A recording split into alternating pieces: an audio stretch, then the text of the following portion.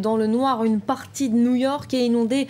On l'a vu sur ces images impressionnantes. Le sud de Manhattan et fait plusieurs victimes également. La paralysie de la région la plus densément peuplée des États-Unis fait la une de la quasi-totalité de la presse internationale et évidemment de la presse américaine. La une du Wall Street Journal où l'on voit effectivement l'Hudson River envahissant le rivage de Sinatra Park. C'est un parc qui fait face à Manhattan.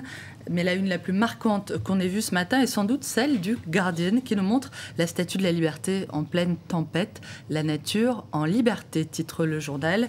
Des images plus saisissantes effectivement les unes que les autres. À voir également du côté du site du New York Times qui titre sur le chaos, les ravages que vient de provoquer la tempête Sandy. Sur l'une de ces photos, on le voit, un homme tente d'échapper tant bien que mal aux torrents qui ont envahi les rues de Manhattan.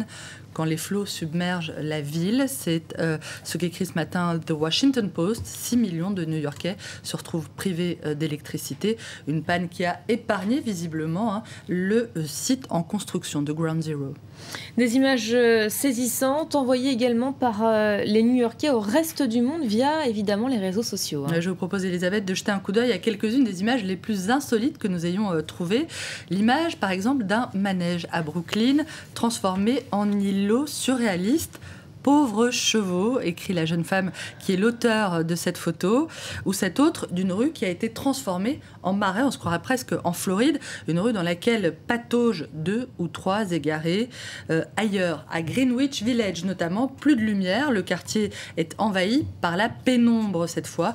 Les dommages causés par Sandy pourraient s'élever, on le rappelle, de 10 à 20 milliards de dollars selon les estimations les plus basses. Voilà, 6,5 millions d'Américains au total privés d'électricité, 2,5 millions à New York, et la situation est extrêmement problématique pour un certain nombre d'hôpitaux de la ville. Plusieurs messages trouvés sur Twitter sous le hashtag NYU s'inquiètent du sort de bébés hospitalisés au Langone Hospital Center. C'est l'un des hôpitaux de la ville. Un de ces messages fait état d'une panne d'électricité puis des groupes électrogènes qui ont obligé les infirmières à déplacer les nouveau-nés 9 étages plus bas par les escaliers.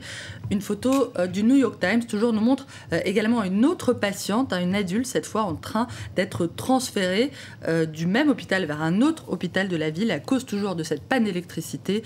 Et puis il y a bien sûr les dégâts matériels dans le quartier de Chelsea, notamment un immeuble s'est effondré sur lui-même tandis que d'autres constructions environnantes commençaient à se lézarder, ce qui a obligé les secours à évacuer leurs habitants.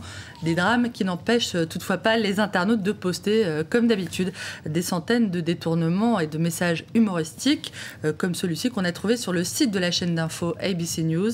Un message qui raconte que, faute de courant, eh bien, des milliers d'Américains vont être obligés de se mettre à la lecture. Bon, c'est pas si mal finalement. Sandy qui s'invite également dans la campagne américaine, Hélène, puisqu'elle a interrompu la campagne et permis à Barack Obama de rappeler qu'il était le commandant en chef. Ouais, depuis le début de l'alerte, le président s'efforce d'apparaître comme celui qui a la situation bien en main, loin de l'inertie. On s'en souvient d'un certain George W. Bush à l'époque de l'ouragan Katrina, c'était en 2005. Un exercice délicat alors qu'il est confronté à la montée en puissance de Mitt Romney, son rival Mitt Romney dans les sondages. Des 2 cyclones, lequel sera le plus difficile à affronter?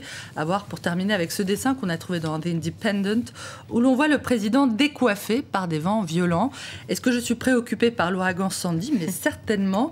De quoi d'autre pourrait-il s'agir? Demande un Barack Obama qu'on voit en équilibre décidément bien instable à la Maison-Blanche. Merci beaucoup Hélène, c'était la revue de presse internationale. Et vous restez avec nous, on va continuer à parler de